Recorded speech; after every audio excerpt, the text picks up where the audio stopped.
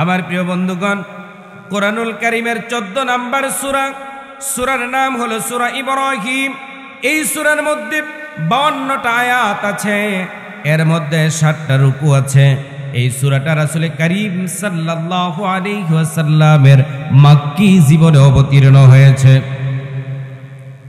এই সূরার শুরুতে বিচ্ছিন্ন কিছু হরফ আছে, তার নাম হলো আলিফ লাম রা।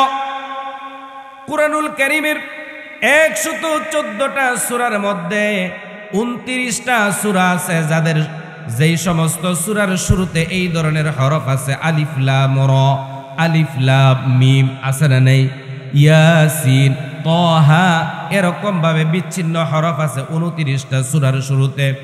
এগুলোকে বলা হয় হরফে মুকাত্তাআত, যার অর্থ যিনি প্রেরণ করেছেন আল্লাহ সুবহানাহু ওয়া তাআলা, তিনি যার উপর অবতীর্ণ করেছেন রাহমাতুল লিল আলামিন, তিনি। এই দুইজন ছাড়া আর কেউ জানে না আল্লাহ তার হাবিবকে এর মাধ্যমে কি সংকেত দিতে চেয়েছিলেন, একমাত্র এই দুইজনেই জানেন, বলেন সুবহানাল্লাহ। এগুলোকে বলা হয় হরফে মুকাত্তাআত। এগুলোকে কি বলা হয়? জোরে কোন, হরফে মুকাত্তাআত। আমার প্রিয় বন্ধুগণ, তাহলে প্রথমে আসেন আমরা আয়াতের তরজমা জেনে নেই। আল্লাহ তাআলা বলেন আলিফ লাম রা, এগুলো হলো হরফে মুকাত্তাআত। তারপরে আল্লাহ তাআলা বলেন কিতাবুন আনজালনাহু ইলাইকা লিতুখরিজান নাসা মিনাজ যুলুমাতি ইলান নূর। আল্লাহ রাব্বুল আলামিন বলেন এই হলো সেই কিতাব যার মাধ্যমে আল্লাহ তাআলা মানুষদেরকে অন্ধকার থেকে আলোর সন্ধানে পৌঁছায়া দিতে চান। বিইذনি রাব্বিহিম ইলা সিরাতিল আজিজিল হামিদ, যিনি পরাক্রমশালী, যাবতীয় প্রশংসা পাবার যোগ্য একমাত্র রব্বুল আলামিন। ঠিক কিনা বলেন? তাহলে আমরা আয়াতের তরজমা জানলাম। আল্লাহ তাআলা বললেন, হে নবী, আল্লাহ পাকের আদেশে জাহিলিয়াতের অন্ধকার হতে ইমানের পথে, উত্তম আদর্শের পথে আপনি পৌঁছায় দেওয়ার জন্য আমি আল্লাহ তাআলা এই কিতাব আমি আপনার উপর অবতীর্ণ করলাম। সুবহানাল্লাহ। প্রিয় বন্ধুগণ, হরফে মুকাত্তাআতের পরে আল্লাহ তাআলা 2টা বিষয়ের আলোচনা করেছেন। কয়টা? জোরে কোন। 1 নম্বরে তাওহীদের কথা বলেছেন, 2 নম্বরে কুরআনুল কারীমের বরত্ব, শ্রেষ্ঠত্বের কথা আল্লাহ তাআলা কুরআনুল কারীমের মধ্যে নিয়ে এসেছেন। প্রিয় বন্ধুগণ, তার দলিল দেওয়া দরকার আছে না নাই? এই যে বললাম, দলিল দরকার আছে না নাই? কুরআনুল কারীমের প্রথম সূরা, 2 নম্বর সূরা, সূরার নাম হলো সূরা আল বাকারা। নাম কি? আল্লাহ তাআলা বলেন আলিফ লাম মিম যালিকাল কিতাবু লা লিল মুত্তাকিন।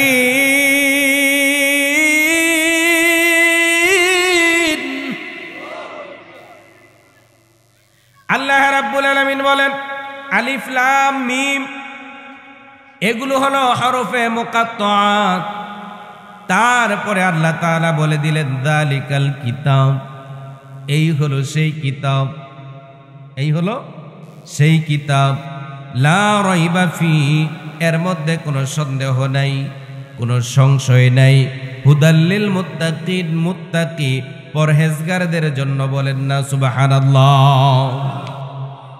তাহলে এখানে আল্লাহ তাআলা কোরআনের শ্রেষ্ঠত্বের কথা, কোরআনের ফজিলতের কথা বলে দিলেন। 3 নম্বর সূরা, সূরার নাম হলো সূরা আল ইমরান। তার মধ্যে আল্লাহ তাআলা বলেন আলিফ লাম মিম আল্লাহু লা ইলাহা ইল্লা হুয়াল হাইয়ুল কাইয়্যুম। প্রথমে আলিফ লাম মিম, এগুলো হলো হরুফে মুকাত্তাআত। তারপরে আল্লাহ তাআলা বলে দিলেন আল্লাহু, তিনি আল্লাহ, লা ইলাহা ইল্লাহু, তিনি ছাড়া কোনো ইলাহ নাই, মাবুদ নাই, আইনদাতা নাই, বিধানদাতা নাই, শাসনকর্তা নাই, হায়াতের মালিক নাই, মৌতের মালিক নাই, সম্পদ দেওয়ার মালিক নাই, সম্পদ নেয়ার মালিক নাই, ক্ষমতা দেওয়ার মালিক নাই, ক্ষমতা ছিনায় নেওয়ার মালিক নাই। কে ছাড়া? জোরে বলেন। সে আল্লাহর প্রশংসা, আল্লাহ পাক তার পরিচয় তারপরে দিচ্ছেন হুয়াল হাইয়ুল কাইয়্যুম, সে আল্লাহ হলো চিরঞ্জীব, চিরস্থায়ী। আমাদের তো মৃত্যু হবে, আমার দাদা মারা গেছেন, নানা মারা গেছেন, আমার মা আছে, বাবাও আছে, আপনাদের এরকম অনেকের দাদা মারা গেছে, বাবা মারা গেছে, অনেকের নানা মারা গেছে। কথা বলেন, আপনিও একদিন মারা যাবেন। আবার দেখে গেল আপনি আছেন কিন্তু আপনার সন্তানটা মারা গেছে, দাদা বেঁচে আছে, নাতিটা মারা গেছে। কথা বলেন না কেন? আল্লাহ তাআলা বলেন হুয়াল হাইয়ুল কাইয়্যুম, কিন্তু আল্লাহ চিরঞ্জীব, তার কোনো লয়, তার কোনো ক্ষয় নাই, তার কোনো মৃত্যু নাই। সুবহানাল্লাহ। আরো জোরে বলেন আল্লাহু আকবার। তিনি চিরস্থায়ী, তার কোনো ক্ষয় হবে না, শেষ হবে না, ধ্বংস হবে না। এই পৃথিবীর মধ্যে কত মানুষ আসলো গেল, কত স্বৈরাচার আসলো গেল, এই পৃথিবীর মধ্যে কত মানুষ আসলো গেল। আমার প্রিয় বন্ধুগণ, বাবা আদম আলাইহিস সালাতু ওয়াস সালাম থেকে নিয়ে এই পর্যন্ত, এখন থেকে নিয়ে কিয়ামত পর্যন্ত এই পৃথিবীর মধ্যে যত মানুষ এসেছিলেন, আছেন, আসবেন, সকলে আমরা রূহের জগতে একসাথে ছিলাম। কথা বলেন ঠিক কিনা? সেখানে আল্লাহ তাআলা আমাদেরকে প্রশ্ন করেছিলেন আলাস্তু বিরাব্বিকুম, আমি কি তোমাদের রব নই? সেই দিন আদম আলাইহিস সালাতু ওয়াস সালাম থেকে নিয়ে এই পর্যন্ত, এখন থেকে নিয়ে কিয়ামত পর্যন্ত যত মানুষ এই পৃথিবীর মধ্যে এসেছিল, আছে, আসবে, সকলে এক বাক্যে বলে দিয়েছিলাম ক্বালু বালা, নিশ্চয়ই আপনি হলেন আমাদের রব। রূহের জগতে আমরা বলে দিয়ে এসেছিলাম ক্বালু বালা, নিশ্চয়ই আপনি আমাদের রব। আবার দেখা গেল প্রিয় বন্ধুগণ, আবার দেখা গেল এই পৃথিবীর মধ্যে আসার পরে আবার যারা রূহের জগতে আল্লাহকে স্বীকৃতি দিয়ে এসেছে ক্বালু বালা, নিশ্চয়ই আপনি আমাদের রব, এই পৃথিবীর মধ্যে তাদের মধ্য থেকে কেউ কেউ নিজেকে দাবি করে বসেছে আনা রব্বুকুমুল আলা, আমি হলাম সবচাইতে বড় খোদা। এই ধরনের মুনাফিক এই পৃথিবীর মধ্যে এসেছিল না, আসে নাই? ও বন্ধু আমার প্রিয় ভাইয়েরা, তাহলে আল্লাহ তাআলা এখানে বলে দিলেন হুয়াল হাইয়ুল কাইয়্যুম, আল্লাহ তাআলা হলেন তিনি যার কোনো ক্ষয় হবে না, যিনি চিরস্থায়ী, চিরঞ্জীব। আমার প্রিয় বন্ধুগণ, আমার প্রিয় ভাইয়েরা, তারপরে আল্লাহ তাআলার আরেক, তাহলে এই আয়াতের মাধ্যমে আল্লাহ তাআলা তার নিজের পরিচয় দিলেন, তাওহীদের কথা আমাদেরকে শোনায় দিলেন। সুবহানাল্লাহ। প্রিয় বন্ধুগণ, আরেকটা আয়াতের দিকে যাই। আল্লাহ তাআলা সেখানে বলেন তাহা মা আনজালনা আলাইকাল কুরআনা লিতাশকা ইল্লা তাযকিরাতাল লিমান ইয়াখশা। এখানে আল্লাহ তাআলা বলে দিলেন তাহা, এগুলো হলো হরফে মুকাত্তাআত। তারপরে আল্লাহ তাআলা বললেন মা আনজালনা আলাইকাল কুরআনা লিতাশকা, আল্লাহ বলেন নবী গো, ও নবী, আমি আপনার উপরে কোরআনুল কারীম অবতীর্ণ করেছি এই জন্য, যাতে করে এই কোরআন দিয়া আপনি মানুষের ভাগ্যের পরিবর্তন করে দিতে পারেন। ও নবী, এই কোরআনুল কারীম তো আমি আপনার উপরে এই জন্য প্রেরণ করি নাই, এই কোরআনুল কারীম আপনার উপরে প্রেরণ করলে পরে আপনার চলার পথের মধ্যে কাঁটা বিছিয়ে দেওয়া হবে, আপনার শরীরের মধ্যে পাথর নিক্ষেপ করা হবে, আপনার দান্দান মুবারককে শহীদ করে দেওয়া হবে, আপনার মাথার মধ্যে লোহার হেডমেল ঢুকে যাবে। ও নবী, আপনার গলার মধ্যে কাপড় পেঁচায়া জমিনের মধ্যে আছাড় দিয়ে ফেলে দেওয়া হবে। নবী গো, এই জন্য আমি এই কোরআনুল কারীম আমি আপনার উপর অবতীর্ণ করি নাই। ও নবী, এই কোরআনুল কারীম তো আপনার উপরে আমি এই জন্য অবতীর্ণ করি নাই, আপনি যখন নামাজের সেজদায় যাবেন, পচা উটের নাড়ি বুড়ি এনে আপনার মাথার উপরে চাপায়া দেওয়া হবে। ও নবী, এই কোরআনুল কারীম তো আমি এই জন্য আপনার উপর অবতীর্ণ করি নাই, আপনাকে মিথ্যা অপবাদ দেওয়া হবে। শুধু তাই নয়, আপনাকে শিয়াবে আবু তালেবের মধ্যে জেল খাটা লাগবে। 3 বছরেরও বেশি সময় নবীজি জেল কেটেছিলেন এই কোরআনের দাওয়াত দিতে গিয়ে। কথা বলতে হবে ঠিক কিনা? প্রিয় বন্ধুগণ, আমিও তো জেলে গেছিলাম। জেলে গেলে কিন্তু খেতে দেওয়া হয় 3 বেলা। কয় বেলা? আরে জোরে কয় না, কয় বেলা? বর্তমান সময়ে যারা জেলে যায়, যারা জানেন না জেনে নেন, জেলের মধ্যে গেলে সকালবেলা দেওয়া হয় রুটি, আর বাকি 2 বেলা কিন্তু গরম ভাত দেওয়া হয়। ও বন্ধু, আমার আপনার নবী, আমার আপনার নেতা, রাহমাতুল লিল আলামিন, 2 জাহানের ব্যারিস্টার, যার সুপারিশ ছাড়া আমি আপনি জান্নাতে যেতে পারবো না, তাকে যেই জেলখানায় বন্দি করা হয়েছিল সেখানে খাবার দেওয়া হয় নাই, এমনকি সেখানে পানিও দেওয়া হয় নাই। বন্ধুগণ, এরকম একটা জেলখানার মধ্যে আমার নবীকে বন্দি করা হয়েছিল। ও বন্ধু, অথচ আল্লাহ তাআলা বললেন, নবী, এই কোরআনুল কারীম আমি আপনার উপর এই জন্য অবতীর্ণ করি নাই যে এই কোরআনুল কারীম অবতীর্ণ করলে পরে আপনাকে এরকম ভাবে লাঞ্ছিত হওয়া লাগবে, অপমানিত হওয়া লাগবে, এই জন্য এই কোরআনুল কারীম অবতীর্ণ করি নাই। আল্লাহ বললেন, নবী গো, এই কোরআন তো আমি অবতীর্ণ এই জন্য করেছি যাতে করে এই কোরআনুল কারীম দিয়ে আপনি সমাজের মানুষগুলোকে আপনি আল্লাহর কোরআন দিয়ে পরিবর্তন করে দিতে পারেন। তাহলে সমাজের মানুষগুলোকে যাতে করে আপনি আলোর সন্ধানে আদর্শের পথে আপনি নিয়ে যেতে পারেন, এই জন্য আমি আল্লাহ এই কোরআনুল কারীম অবতীর্ণ করেছি। একটু জোরে বলা যাবে না সুবহানাল্লাহ? আমার প্রিয় ভাইয়েরা, খারাপ লাগতেছে নাকি? আমার প্রিয় বন্ধুগণ, এই কোরআনুল কারীম আল্লাহ তাআলা আমাদের উপর অবতীর্ণ, আমাদের রাসূলের উপর অবতীর্ণ করলেন যাতে করে এই কোরআন দিয়া তিনি সমাজকে পরিবর্তন করে দিতে পারেন। তাহলে আমরাও এরকম একটা সমাজ গড়তে চাই যেই সমাজটা হবে আল্লাহর কোরআন দিয়া। একটু জোরে আওয়াজ করে কথা বলেন ঠিক কিনা? ও বন্ধু, এই কোরআনের সমাজ আল্লাহ তাআলা আমাদেরকে দিবেন, আমাদেরকে আল্লাহ তাআলা এই কোরআনের সমাজ দিবেন, কিন্তু আমরা আমাদের ভরসা রাখতে হবে কার উপর? ঈমান আনা লাগবে কার উপর? আর একটু জোরে বলেন তো, ঈমান আনা লাগবে কার উপর?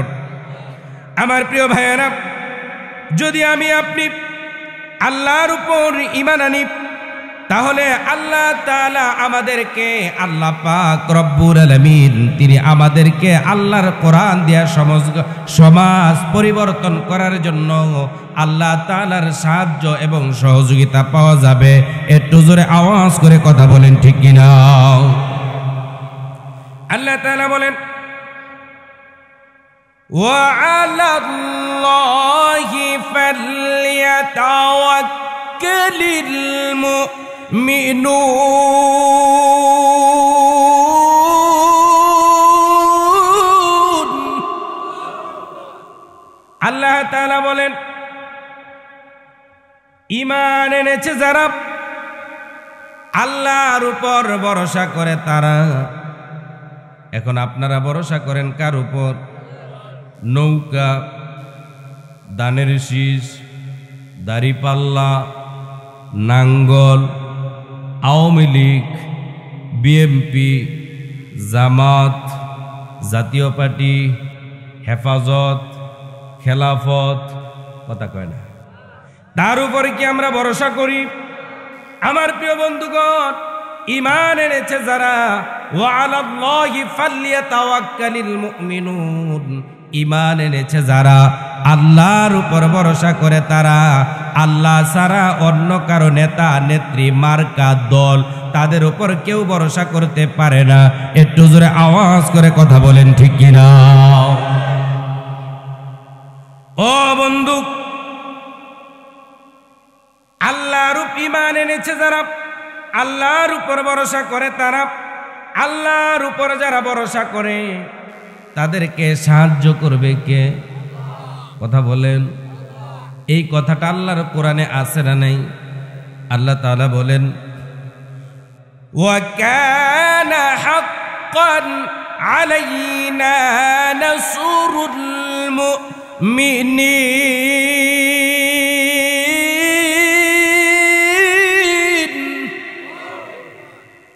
আল্লাহ তাআলা বলেন, ঈমান এনেছে যারা, আল্লাহর উপর ভরসা করে তারা, আল্লাহর উপর ভরসা করে যারা, আল্লাহ পাকের সাহায্য পায়।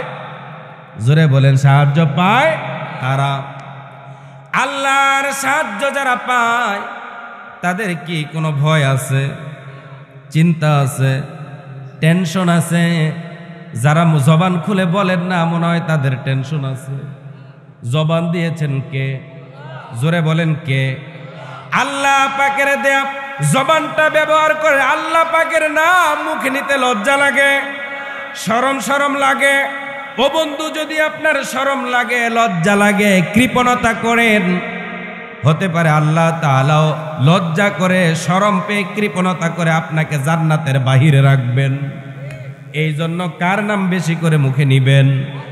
আরো জোরে কোন, আরো জোরে বলেন। আমার প্রিয় বন্ধুগণ, আমার প্রিয় ভাইয়েরা,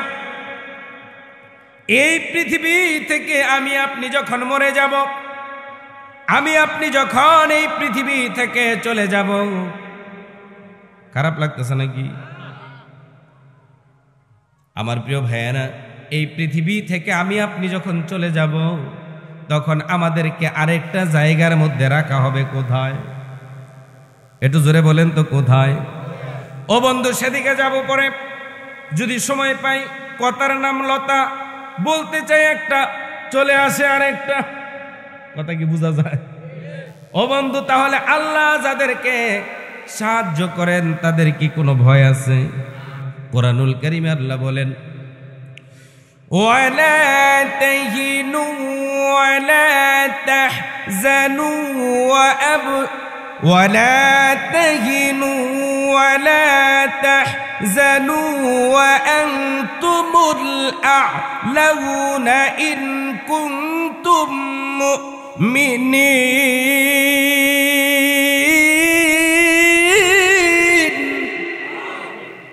কার কথা? আল্লাহ বলেন, তোমাদের কোনো চিন্তা নাই, কোনো টেনশন নাই, ওয়েট এন্ড সি, একটু অপেক্ষা করো, ধৈর্য ধারণ করো, আল্লাহর উপর পূর্ণ আস্থা আর বিশ্বাস রাখো, তিনি তোমাদেরকে বিজয় দান করে দিবেন। পাইছেননি বিজয়? পাইছেননি? কথা কয় না, পাইছেন বিজয়? 2014 সালে কি হলো? ধোঁকা দেওয়া হলো, বিনা ভোটে এমপি মন্ত্রী হয়ে গেল। 2018 সালে এসে দিনের ভোট রাইতে নিয়ে তারপরে তারা পাশ করলো। 2024-এ এসেও তারা একই কায়দায় পাশ করলো। আল্লাহ তাআলা তাদেরকে ছাড় দিলেন। কি করলেন? ছাড় দিলেন। যখন তাদের জুলুম চূড়ান্ত সীমানায় চলে গেল, আল্লাহ তাআলা বলেন, ওয়ামাকারু মাকরুন কুব্বারা। আল্লাহ বলেন, তারা বড় বড় ষড়যন্ত্র করলো, আলেমদেরকে ধরে নিয়ে জেলখানায় বন্দি করলো, আয়না ঘরে বন্দি করলো, বিরোধী মতের লোকদেরকে তারা বন্দি করলো, মামলা দিল, হামলা করলো। কথা বলেন, তাদের বাড়িঘর থেকে উচ্ছেদ করলো, এমনকি স্বামী আর সন্তানদেরকে নিয়ে সাবেক প্রধানমন্ত্রী, 3 বারের প্রধানমন্ত্রী তার স্বামীর বাড়িতে 40টা বছর বসবাস করলো, এক কাপড়ে ধাক্কা দিয়ে বের করে দিল। ও বন্ধু, তুমি তার স্বামীর বাড়ি থেকে বের করে দিলা, কিন্তু আল্লাহ তাআলা তোমাকে যখন ধরলেন তোমাকে দেশ থেকেই বের করে দিলেন। একটু আওয়াজ করে কথা বলেন ঠিক কিনা? এই জন্য আল্লাহ তাআলা বলেন ইন্না বাতশা রাব্বিকা লাশাদীদ। আল্লাহ পাকের ধরা বড়ই কঠিন ধরা, বড়ই শক্ত ধরা। আল্লাহ তাআলা ছাড় দেন, যখন ধরেন তখন আর কাউকে ছাড় দেয় না। একটু জোরে আওয়াজ করে কথা বলতে হবে ঠিক কিনা?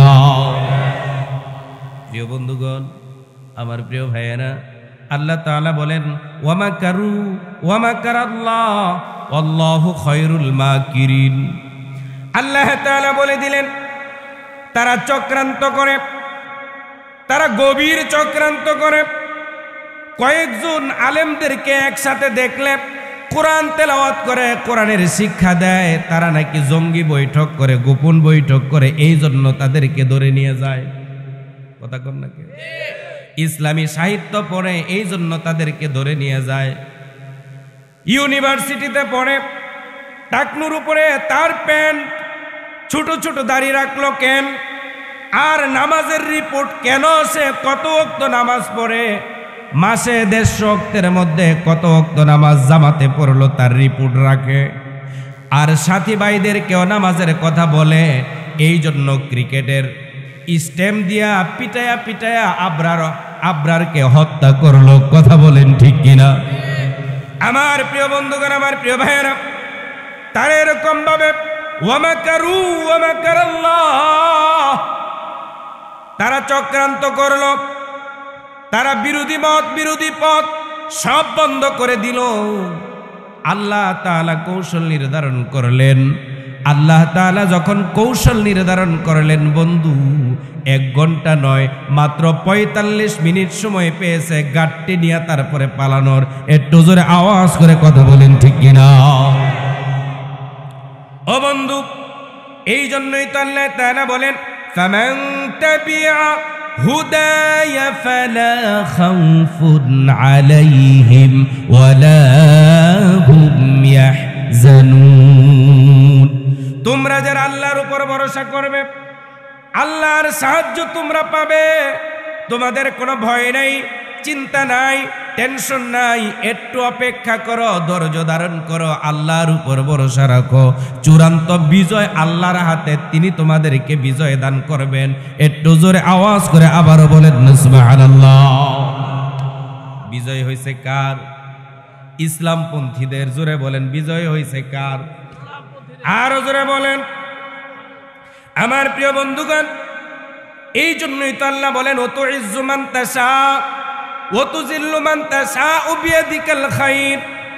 আল্লাহ তাআলা যাকে ইচ্ছা রাজত্ব দান করেন, আল্লাহ যাকে ইচ্ছা আবার রাষ্ট্র ক্ষমতা থেকে জুতা পিটায়া দেশ থেকে বের করে দেন।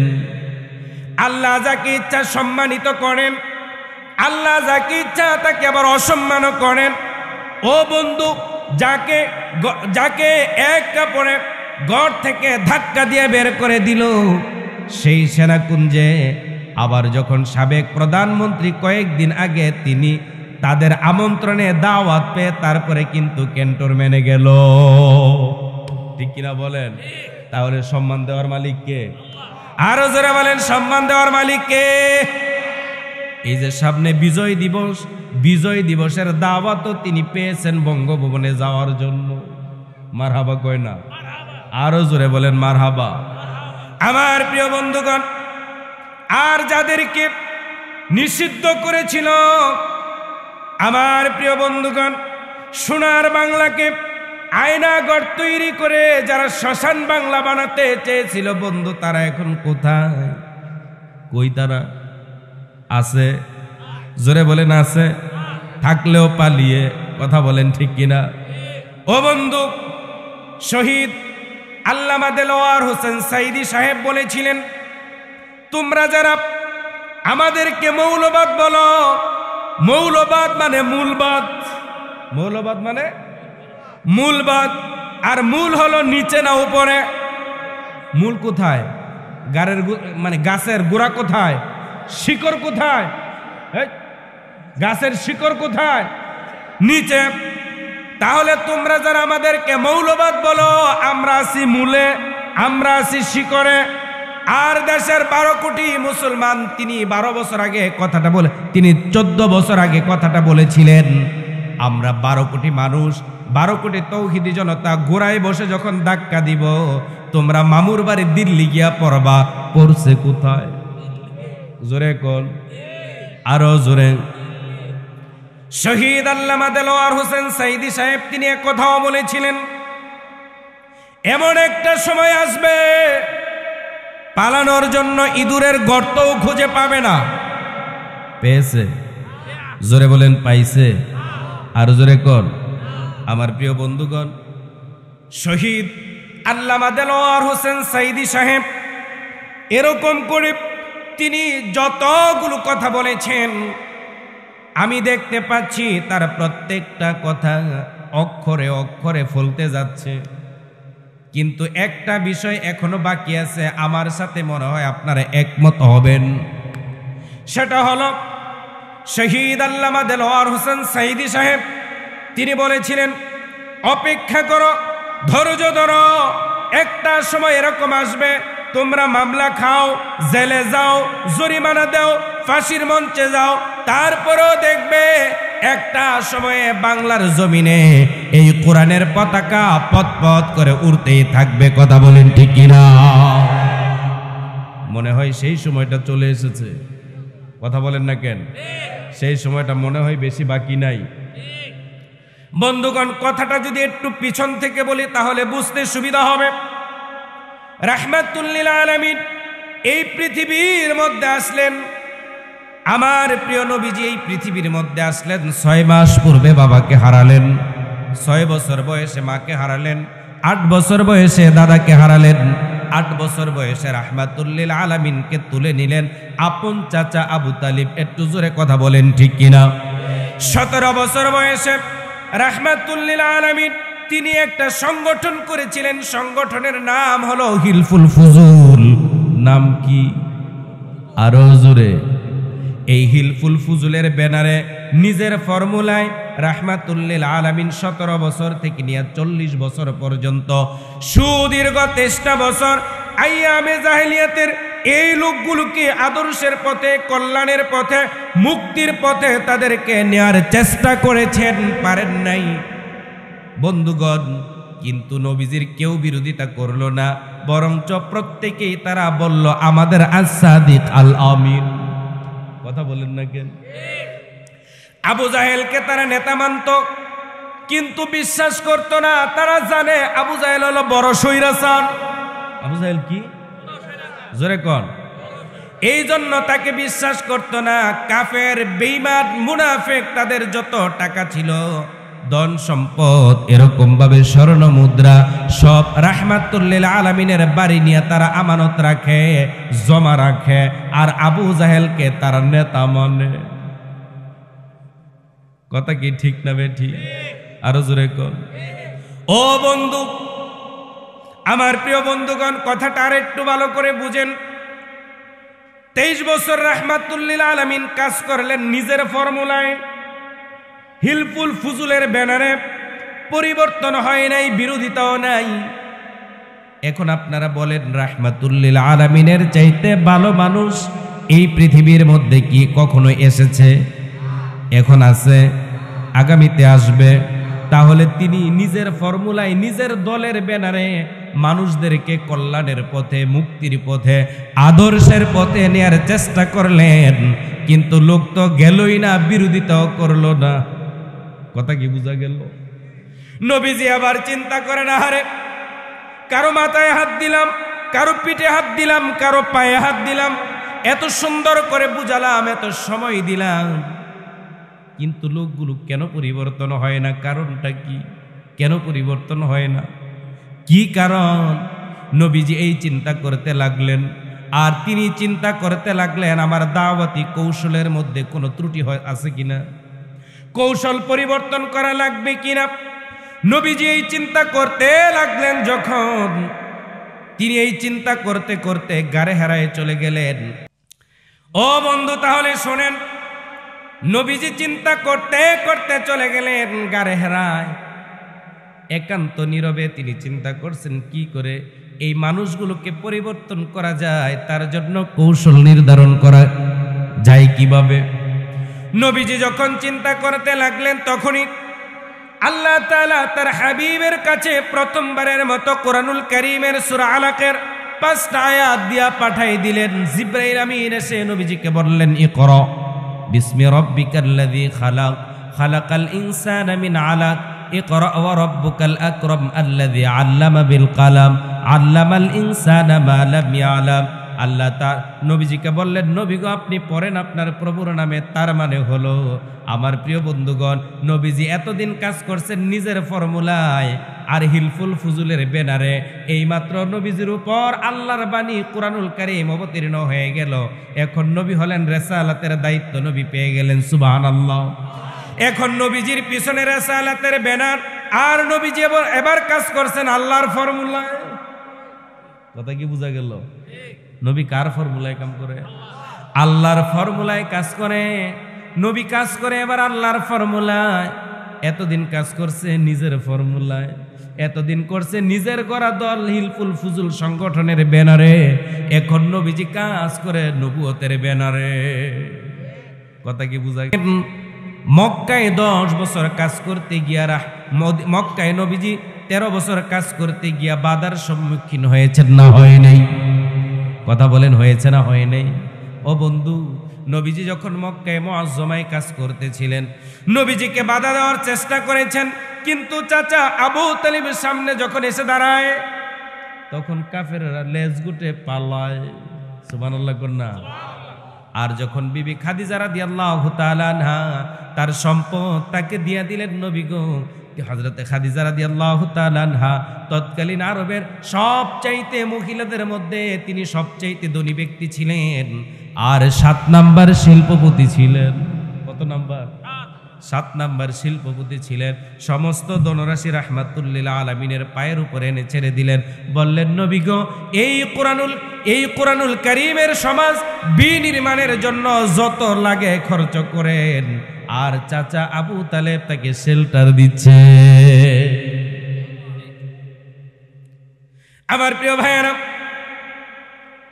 নবীজি মক্কায় কাজ করতেছেন, কাফির বেঈমানেরা কোনো ঠাসা। এবার চাচা আবু তালেবের মাধ্যমে নবীজির কাছে প্রস্তাব প্রেরণ করলো, ও মুহাম্মদ, তোমার বাবা হইছে আমাদের ভাই, তোমার বাবা আমাদের ভাই, তুমি আমাদের বাতিজা। চাচা বাতিজার মধ্যে দ্বন্দ্ব রাইখা কোনো লাভ নাই, চলো একটা মীমাংসায় চলে যাই। সুবহানাল্লাহ কয় না? তারা প্রস্তাব দিল 4টা। ও মুহাম্মদ, তুমি যদি প্রেসিডেন্ট হতে চাও বানাই দিব, তুমি যদি সবচেয়ে সম্পদের বেশি মালিক হতে চাও, সব সম্পদ তোমার পায়ের কাছে এনে রেখে দেব। মুহাম্মদ গো, তুমি যদি সবচাইতে সুন্দরী রমণীটাকে বিবাহ করতে চাও, দেড়মোহর, জেওর অলংকার, শাড়ি, গহনা আর যা কিছু লাগে তোমার কিছুই দেওয়া লাগবে না, ব্যবস্থা আমরা করব। ও মুহাম্মদ, তোমার যদি স্বাস্থ্যগত অবস্থা খারাপ থাকে আমাদেরকে বলো, আমাদের দেশের সর্বোচ্চ ভালো ডাক্তারটা তোমার জন্য নিয়োগ করব। শর্ত হলো, আমরা যেই দেব দেবীর পূজা করি, ইবাদত করি, তার বিরুদ্ধে কোনো কথা বলবা না, এক আল্লাহর দাওয়াত দিবা না। নবীজি কি কবুল করছেন? মানছেন? নবীজি কি কবুল করছেন? মানেন নাই। বন্ধুগণ, ধরে নেন তৎকালীন সময়ে নবীজি যদি প্রেসিডেন্ট হয়ে যেতেন, আবু জাহেল প্রধানমন্ত্রী, উতবা পররাষ্ট্রমন্ত্রী, আবু লাহাব স্বরাষ্ট্রমন্ত্রী। কথা কি বোঝা গেল? নবীজি রাষ্ট্রপতি, আর পুরা ক্যাবিনেট কাফের বেঈমান মুনাফিক দিয়ে ভরে গেল। রাহমাতুল্লিল আলামিন তিনি প্রেসিডেন্ট হওয়ার পরে ওই ক্যাবিনেট দিয়া এই কোরআনের রাজ কি তিনি কায়েম করতে পারতেন? সম্ভব হতো। এই জন্য নবীজি প্রত্যাখ্যান করলেন। কি করলেন? তাদের প্রস্তাবকে প্রত্যাখ্যান করলেন। নবী তাদের প্রস্তাব প্রত্যাখ্যান করলেন। আর নবী আদর্শ সমাজ তৈরি বিনির্মাণের জন্য তিনি আদর্শিক সুনাগরিক এরকম কর্মী বাহিনী তৈরি করলেন। নবীজির কর্মীদের মধ্যে ছিলেন হযরত আবু বকর, হযরত ওমর, হযরত আলী, হযরত উসমান, যারা দুনিয়ার মধ্যে থেকে জান্নাতের টিকিট পেয়ে গেলেন। ও বন্ধু, এই ধরনের উত্তম চরিত্রবান কর্মী বাহিনী রাহমাতুল লিল আলামিন তিনি তৈরি করলেন, বলেন সুবহানাল্লাহ। বন্ধুগণ, নবীজি প্রায় এক যুগ কাজ করলেন মক্কায়ে মুআজ্জমায়। 27 বছরের জীবন সঙ্গিনী মা খাদিজাতুল কুবরা রাদিয়াল্লাহু তাআলা আনহা তিনি ইন্তেকাল করলেন। 2 মাসের ব্যবধানে যেই চাচা আবু তালিব 44টা বছর রাহমাতুল লিল আলামিনকে পাহারা দিয়া রাখলেন, চোখে চোখে রাখলেন, তিনিও 44টা বছর তিনি যেরকম ভাবে পাহারা দিয়া রাখলেন, যেই চাচা আবু তালেব তিনিও 2 মাসের ব্যবধানে ইন্তেকাল করলেন। রাহমাতুল লিল আলামিনের একদিকে পাহারাদার, শেল্টার দেওয়া, এই 2টা লোক যখন তারা ইন্তেকাল করলেন 2 মাসের ব্যবধানে রাহমাতুল লিল আলামিন মানসিকভাবে তিনি ভেঙে পড়লেন। আল্লাহ তাআলা চিন্তা করলেন, ফেরেশতা দিয়া নয়, আল্লাহ তাআলা এবার নবীজিকে আপন কুদরতে আপন দরবারে মেরাজের মধ্যে নিয়ে গেলেন, বলেন সুবহানাল্লাহ। মেরাজের মধ্যে নিয়ে আল্লাহ তাআলা নবীজিকে অনেক কিছু দেখাইলেন। এত কথা আমি বলতে পারবো না বন্ধুগণ, সময় যেহেতু কম, আপনাদেরও ধৈর্য থাকবে না। আল্লাহ তাআলা জান্নাত জাহান্নাম দেখাই দিলেন, কোন অপরাধের কোন শাস্তি সব দেখাই দিলেন। আসার সময় 50 ওয়াক্ত থেকে 5 ওয়াক্ত নামাজ দিলেন। সেই সাথে আল্লাহ তাআলা আবার কুরআনুল কারীমের আয়াতের মাধ্যমে নবীজিকে জানাই দিলেন, ওয়া মিনাল লাইলি ফাতাহাজ্জাত বিহি নাফিলাতাল লাক আসা আইয়াবআসাকা রাব্বুকা মাকামান মাহমুদা। আল্লাহ তাআলা নবীকে জানাই দিলেন, নবী গো 5 ওয়াক্ত নামাজ তো পড়বে নই, এটা তো আম সবার জন্য। সুবহানাল্লাহ কন্যা। ও বন্ধু, তাহলে নবীজিকে আল্লাহ তাআলা 5 ওয়াক্ত নামাজ দিবেন, এই নামাজ উম্মতের জন্য আছে না নাই? মনে হয় কোন দল করলে এই নামাজ লাগবে না। টাকা আছে, অর্থ আছে, বোতল আছে, সব আছে, ক্ষমতা আছে, নামাজের দরকার আছে? ও বন্ধু, এই জমিনের মধ্যে এরকম দল আছে যেই দলের কর্মীদেরকে তার ঊর্ধ্বতন দায়িত্বশীলরা মাসে 150 ওয়াক্ত নামাজ, এগুলো প্রতিদিনের নামাজের রিপোর্ট নেয়। কোনদিন যদি জামাত ছুটে যায়, কেন ছুটলো, 150 থেকে যদি 2, 4, 5 ওয়াক্ত নামাজও জামাতে ছুটে যায়, হিসাব নেওয়ার লোক আছে না নাই? কথা নবীজিকে আল্লাহ তাআলা জানাই দিলেন, নবী গো 5 ওয়াক্ত নামাজের পরে অতিরিক্ত ভাবে আপনাকে তাহাজ্জুদের নামাজ পড়া লাগবে। তাহাজ্জুদের নামাজ ছাড়া ওলি হওয়া যায় না। তাহাজ্জুদের নামাজ পড়ে দোয়া করলে আল্লাহ তাআলা সেই দোয়া কবুল করে নেন। কথা বলেন ঠিক কিনা? নবীজি তাহাজ্জুদের নামাজ পড়লেন, পরে এবার নবীজি আল্লাহর কাছে দোয়া করলেন। সূরা বনী ইসরাঈলের 80 নম্বর আয়াত আল্লাহ বলেন, ওয়াকুল জা, আল্লাহ তাআলা সেখানে বলে দিলেন, ওয়াকুর রব্বি আদখিলনি মুদখালা সিদকিন ওয়া আখরিজনি মুখরাজা সিদকিন ওয়াজআলনি মিন লাদুনকা সুলতানান নাসীরা। আল্লাহ বলে দিলেন, আল্লাহর কাছে নবীজি দোয়া করলেন 3টা, নবী গো আমাকে নিরাপদে বের করে নেন, আমাকে কুরআনুল কারীমের দাওয়াতি কাজ করার জন্য একটা নিরাপদ জায়গা তৈরি করে দেন। 3 নাম্বার দোয়া করলেন নবী, আল্লাহর কাছে দোয়া করলেন, নবী আল্লাহ গো আপনি আমাকে নির্বাহী তথা রাষ্ট্র ক্ষমতা আপনি আমাকে দান করেন। সাউন্ড কমছে কে? ও বন্ধু, তাহলে আল্লাহ তাআলা আল্লাহ পাকের কাছে নবীজি 3টা দোয়া করলেন, 3টাই কবুল হয়ে গেল। 3টাই যখন কবুল হয়ে গেল, এই কথাগুলো আজকে রেখে গেলাম, সামনে যদি আবার আসি বলবো। 3টা দোয়া করলেন, 3টাই কবুল হয়ে গেল। এবার নবীজিকে আল্লাহ তাআলা মক্কা থেকে নিরাপদে বের করে মদিনায় নিলেন।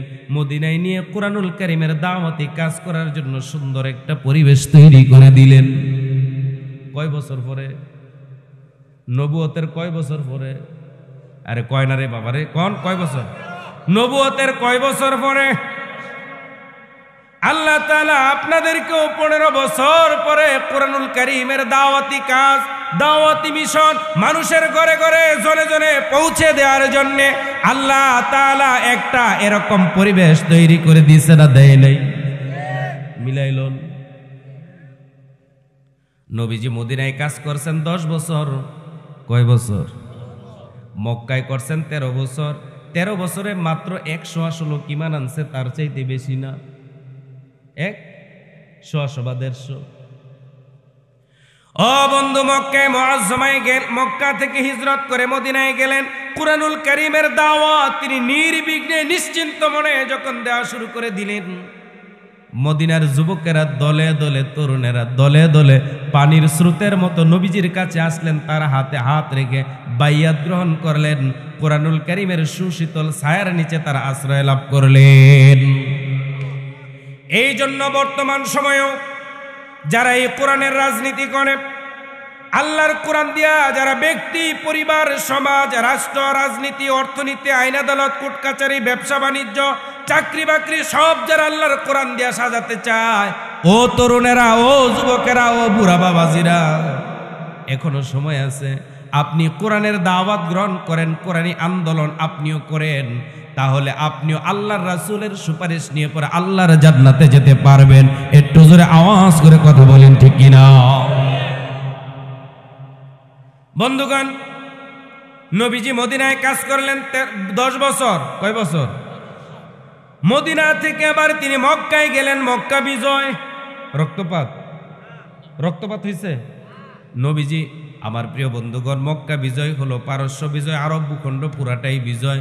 নবীজির এন্তেকালের মাত্র 81 দিন পূর্বে আরাফার ময়দানে সূর্য ডুবু ডুবু অবস্থায় আল্লাহ তাআলা জানাই দিলেন, আল-ইয়াওমা আকমালতু লাকুম দীনাকুম ওয়া আতমামতু আলাইকুম নি'মাতি ওয়া রাদিতু লাকুমুল ইসলাম দীনা। আল্লাহ তাআলা জানাই দিলেন, নবী গো, আমি আল্লাহ পাকের পক্ষ থেকে যত রকমের নিয়ামত ছিল পরিপূর্ণ করে দিলাম এই কোরআনের মাধ্যমে। আর জোরে কোন?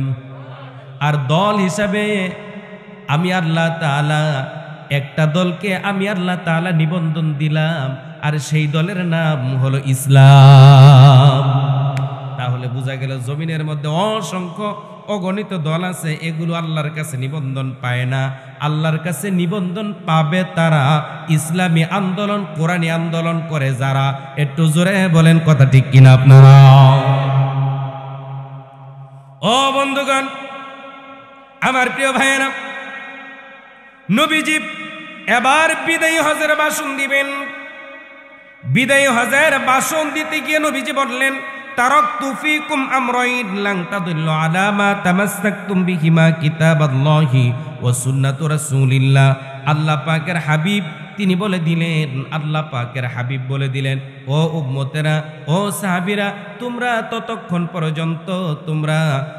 ততক্ষণ পর্যন্ত পথ হারা হবে না, জান্নাতের রাস্তা ততক্ষণ পর্যন্ত হারাবে না যতক্ষণ এই কোরআনকে বুকে আঁকড়ে ধারণ করবে আর আল্লাহর রাসূলের আদর্শকে বাস্তবায়ন করবে। বলেন ঠিক কিনা? বন্ধুগণ, নবীজি আবার মক্কায় গেলেন। আল্লাহ তাআলা জানাই দিলেন, ওয়াকুল জাআল হক ওয়া যাহাকাল বাতিল ইন্নাল বাতিলা কানা যাহুকা। আল্লাহ তাআলা জানাই দিলেন, নবী গো, আপনি মদিনায় 10 বছর কাজ করছেন, আদর্শ সুনাগরিক রাষ্ট্র পরিচালনা করার মতো লোক তৈরি করে ফেলেছেন। সুবহানাল্লাহ। লোক তৈরি হয়ে গেছে, নবীজি লোক তৈরি করে ফেলেছেন। এবার আল্লাহ জানাই দিলেন, কুল জাআল হক, সত্য এসে গেছে, ওয়া যাহাকাল বাতিল, মিথ্যা পালায়ে গেছে, মিথ্যা বিলুপ্ত হয়ে গেছে। নবীজি এরকম ভাবে তিনি সমাজকে বিনির্মাণ করেছিলেন আল্লাহর কোরআন দিয়া। আর নবীজি 10 বছর কাজ করেছিলেন। ও বন্ধু, এরকম ভাবে যদি কোরআনের আন্দোলনের এই কাজ যদি জনে জনে গড়ে গড়ে দেয়া যায়, তাহলে কোরআনের পক্ষে লোক কমবে না, আরো বাড়বে। বন্ধুগণ, কথা কি বোঝা যায়? কি বলতে চাচ্ছি বোঝা যায়? ও বন্ধু, তাহলে আরো শোনেন, নবীজি যখন বিদায়ী হজের ভাষণ দিলেন, তার সামনে 1.25 লাখ, কত জোরে কোন, কাজ করছেন কয় বছর? 10 বছর মদিনায়, 13 বছর মক্কায়, মাত্র 100 মদিনায় যখন কাজ করলেন, 10 বছর নির্বিঘ্নে কোরআনী আন্দোলন যখন তিনি কায়েম করলেন, তখন লক্ষ লক্ষ মানুষ হয়ে গেল। তিনি যখন এরকম ভাবে বিদায়ী হজের ভাষণ দিলেন, সামনে 100 লাখ বাহিরে আছে না? ও বন্ধু, আমাদের এই সোনার বাংলাদেশ 53 বছর হলো স্বাধীন হলো। আজকে বাংলাদেশের জনসংখ্যা কত? জোরে কোন? 18 কোটি। তাহলে 53 বছর আগে ছিল কত? 7 কোটি। তার 50 বছর আগে 2 কোটি। তার 50 বছর আগে হুদা 50 লাখ। তার 50 বছর আগে, কথা কি বোঝা গেল? এরকম ভাবে 1500 বছর আগে মানুষ কম ছিল না বেশি? ওই সময়ে নবীজি কাজ করলেন, আর তিনি যখন বিদায়ী হজের ভাষণ দিলেন, সামনে 100 লাখ। মারহাবা কইতেন না? আরো জোরে কন্যা মারহাবা। ও বন্ধু, তাহলে এই কোরআনের দাওয়াত যদি মানুষের কাছে দেওয়া যায়, মানুষ যখন কোরআন বুঝবে, কোরআন দিয়া ব্যক্তি, পরিবার, সমাজ, রাষ্ট্র, অর্থনীতি, আইন, আদালত, কোর্ট কাচারি, রাজনীতি সব কিছু যখন তারা এই কোরআন দিয়া করবে, তখন ওই সমাজটা এরকম ভাবে একটা স্বাধীন, ওই সমাজটা হয়ে যাবে একটা সোনালী সমাজ। কথা বলেন ঠিক কিনা? অথচ যারা এই কোরআনের আন্দোলন করে, কোরআনকে রাষ্ট্র ক্ষমতায় নিতে চায়, তাদেরকে তারা মাত্র 3 দিন পূর্বে নিষিদ্ধ করলো। 3 দিন পরেই কিন্তু তারা বঙ্গভবনে যাওয়ার দাওয়াত পেয়ে গেল। কথা ঠিক কিনা? যারা নিষিদ্ধ করেছিল তারা পিছনের রাস্তা দিয়া পালায় গেল। কথা বলতে হবে। আমার প্রিয় বন্ধুগণ, এই জন্য আল্লাহ তাআলা বলেন, লিতুখরিজান নাসা মিনাজ যুলুমাতি ইলান নূর। নবী গো, ও নবী, এই কোরআন আমি আপনার উপর এই জন্য অবতীর্ণ করলাম, যাতে করে এই কোরআন দিয়ে আপনি মানুষদেরকে অন্ধকার থেকে আলোর পথের মধ্যে আপনি আনতে পারেন। বলেন সুবহানাল্লাহ। এখন আপনারা বলবেন, ও রুহুল আমিন নাইম, অন্ধকার কি? এক সময় তো আমরা কুপি জ্বালাইতাম, তারপরে হারিকেন, কথা কোন নাকি, তারপরে মোম, তারপরে এই যে এখন ইলেকট্রিসিটি, কত জলমলে আলো, আপনি অন্ধকার পাইলেন কই? ও বন্ধু, এই অন্ধকারের কথা আমি বলছি না, আমি সেই অন্ধকার আইয়ামে জাহিলিয়াতের অন্ধকারের কথা বলছি। একটু জোরে আওয়াজ করে কথা বলেন ঠিক কিনা? এখন আপনারা যদি জানতে চান যে অন্ধকার কি, অন্ধকার হলো কুফরের অন্ধকার, অন্ধকার হলো জুলুমের অন্ধকার, অন্ধকার হলো শিরিকের অন্ধকার, অন্ধকার হলো সন্ত্রাসের অন্ধকার, অন্ধকার হলো মাদকের অন্ধকার, অন্ধকার হলো দুর্নীতির অন্ধকার, অন্ধকার হলো দর্শনের অন্ধকার, অন্ধকার হলো হত্যা, গুম, খুনের অন্ধকার, অন্ধকার হলো জাতীয়তাবাদের অন্ধকার, অন্ধকার হলো পুঁজিবাদের অন্ধকার, অন্ধকার হলো ধর্ম নিরপেক্ষতাবাদের অন্ধকার, অন্ধকার হলো ভোট চুরির অন্ধকার, অন্ধকার হলো মানুষের এক কথায় মৌলিক অধিকারকে হরণ করে নেয়ার অন্ধকার। একটু জোরে আওয়াজ করে কথা বলেন ঠিক কিনা? এই পৃথিবীর মধ্যে রাহমাতুল লিল আলামিন আসলেন। আমার আপনার নবীজি এই পৃথিবীর মধ্যে আসলেন, দোলনায় থেকে, কুলে থেকেই নবীজি তার ভাইয়ের অধিকারকে আদায় করে দিলেন।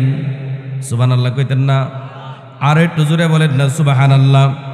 বন্ধুগণ, রাহমাতুল লিল আলামিন মা হালিমার বাড়িতে যখন চলে গেলেন, মনে আছে কথা? নবীজিকে মা হালিমা তুলে নিয়ে গেলেন। মা হালিমা বলেন, আমাদের বাড়িতে তেমন খাবার ছিল না, যার কারণে আমাদের উটটা, যেই উটের উপরে বসিয়ে তাকে নিলাম, ওই উটটা স্বাস্থ্যগত দিকে দুর্বল ছিল, গাধাটা দুর্বল ছিল। শুধু তাই না, আমাদের শরীরটাও দুর্বল ছিল, আমার স্তনের মধ্যে দুধ কম ছিল। যেই না শিশু মোহাম্মদকে কোলের মধ্যে নিলাম, আমার কাছে মনে হলো আমার বুকটা ভারী হয়ে গেল, তার মানে স্তনের মধ্যে দুধ বেড়ে গেল, কুয়ার মধ্যে পানি আসলো, গাছের মধ্যে ফল হলো, ক্ষেতের মধ্যে ফসল বেশি হলো। আরো জোরে বলেন। নবীজি এবার মা হালিমা নবীজিকে ডান স্তনটা মুখের মধ্যে তুলে দেয়। নবীজি ডান স্তনের দুধ পান করে। তার মুখের মধ্যে যখন বাম স্তনটা তুলে দেয়, নবীজি তার বাম স্তনটা মুখের মধ্যে নেয় না, বারবার মুখটা ফিরায় নেয়। মা হালিমার দিকে ফেল ফেল করে তাকিয়ে থাকে, আর যেন বলতে চায়, মা হালিমা, আমার তো একটা দুধ ভাই আছে, তার নাম হলো আব্দুল্লাহ। আমি যদি দুইটা স্তন থেকে দুধ খেয়ে ফেলি তাহলে আমার দুধ ভাই খাবে কি? আমি একটা থেকে খেলাম, আর একটা আমার দুধ ভাই আব্দুল্লাহর জন্য রেখে দিয়ে তার আমি আমার আব্দুল্লাহর, আমার দুধ ভাই আব্দুল্লাহর অধিকারকে আমি ফিরাইয়া দিলাম। আরো জোরে বলেন সুবহানাল্লাহ, আরো জোরে বলেন সুবহানাল্লাহ। আমার প্রিয় বন্ধুগণ, আমার প্রিয় ভাইরা, এই জন্য আমাদেরকে সমস্ত অন্ধকার থেকে আলোর দিকে আসতে হবে। কথা বলেন ঠিক কিনা? সত্যের সংগ্রামে ফুটা ফুল ভেঙে দিল জীবনের শত ভুল, সুগন্ধ ছড়িয়ে হৃদয় ভরিয়ে আমাদের কেন যেন ডেকে যায়, আমাদের কেন যেন ডেকে যায়, ডেকে যায়, ডেকে যায়, আমাদের কেন যেন ডেকে যায়।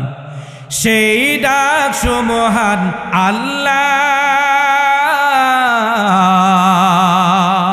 তার নামে ডাকে শুধু বারবার, সুগন্ধ ছড়িয়ে হৃদয় ভরিয়ে আমাদের কেন যেন ডেকে যায়।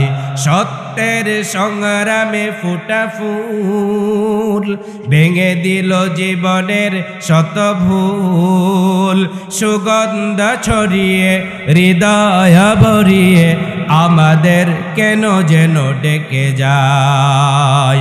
সেই ডাক সুমহান কোরআনের, সেই ডাক রাসূলের আদর্শের, ঠিক কিনা?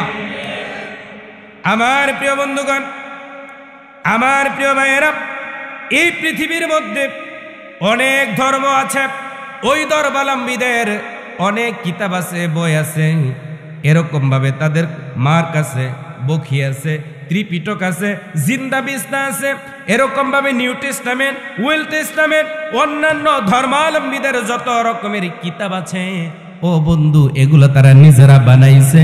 কিন্তু আল্লাহ তাআলা তার হাবিবের মাধ্যমে আমাদেরকে যে কিতাবটা দিলেন কোরআনুল কারীম, এগুলো সম্পূর্ণ আল্লাহ পাকের কথা, এর মধ্যে কোনো সংশয় নাই। একটু জোরে আওয়াজ করে কথা বলেন ঠিক কিনা? আল্লাহ তাআলা তারপরে বলেন, তাবারাকাল্লাযী নাযালাল ফুরকানা আলা আবদিহি লিয়াকুনা লিল আলামিনা নাযীরা। আল্লাহ রাব্বুল আলামিন বলেন, পরম আল্লাহ পাক রব্বুল আলামিন বলেন, আল্লাহ পাক রব্বুল আলামিন আমাদেরকে এই যে কোরআনুল কারীম এটা দিলেন, এটা হলো সত্য এবং মিথ্যার মধ্যে পার্থক্যকারী। সত্য এবং মিথ্যার মধ্যে পার্থক্য করে যেই জিনিসটা, তার নাম হলো এই কোরআনুল কারীম নামক ফুরকান। কথা বলে ঠিক কিনা? এই কোরআনুল কারীমের আরো অনেকগুলো নাম আছে। এর একটা নাম হলো ফুরকান, আরেকটা নাম হলো হুদা, আরেকটা নাম হলো সিফা, আরেকটা নাম হলো তানজিল, আরেকটা নাম হলো নূর। এরকম ভাবে কোরআনুল কারীমের অনেকগুলো নাম আছে। আমার প্রিয় বন্ধুগণ, এই পৃথিবীতে যত অন্য ধর্মাবলম্বীদের কিতাব আছে, একাধিক নাম কি তাদের মধ্যে আছে নাকি? জোরে বলেন।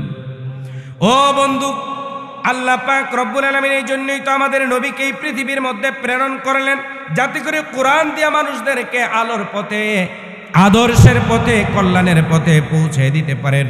আল্লাহ তাআলা বলেন, ওয়ামা আরসালনাকা ইল্লা মুবাশশিরাও ওয়া নাযীরা। আল্লাহ রাব্বুল আলামিন বলেন, হে নবী, আমি আপনাকে জান্নাতের সুসংবাদদাতা আর জাহান্নামের সতর্ককারী করে এই পৃথিবীর মধ্যে আমি আল্লাহ প্রেরণ করেছি। একটু জোরে বলা যাবে কি সুবহানাল্লাহ? কোরআনুল কারীম আল্লাহ তাআলা তাই তো বলেন, হুয়াল্লাযী আরসালা রাসূলাহু বিল হুদা ওয়া দীনিল হাক্কি লিইয়ুযহিরাহু আলাদ-দীনি কুল্লিহি ওয়ালাউ কারিহাল মুশরিকুন।